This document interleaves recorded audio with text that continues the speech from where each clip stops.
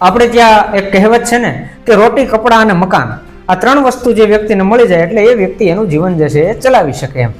એટલે આ ત્રણ વસ્તુના અનુસંધાને મારે ત્રણ દુહા કેવા છે. ધાર્મિકભાઈ ઝાડફાએ આ વિષય ઉપર ઘણા બધા દુહાઓ લખ્યા છે, પણ એ દુહાઓ પૈકીમાંથી મારે ફક્ત ત્રણ દુહાઓ આજે આ ત્રણ વસ્તુને સંબોધીને કહેવા છે. તો એમાં એમણે એમ કીધું છે કે ધાનરવને અંગ ઢાંકવા ને તે કપડા દીધા કાન. આ તો ધાનરવને અંગ ઢાંકવા અને તે કપડા દીધા કાન, એમ હવનું તું હનુમાન હરખું જાળવ શ્યામળા. આનો મતલબ એમ થાય કે ધાનરવને એટલે કે ધાર્મિકભાઈ એમ કે છે કે મને અંગ ઢાંકવા માટે જે આ વસ્ત્રો આપ્યા છે એમ હે ભગવાન તું હવનું બધાનું સન્માન જે છે એ હરખું જાળવે એમ. બીજા દુહામાં એમ કીધું છે કે ધાનરવને આપસ ધણી અને તું ધ્રુપવા કાયમ ધાન.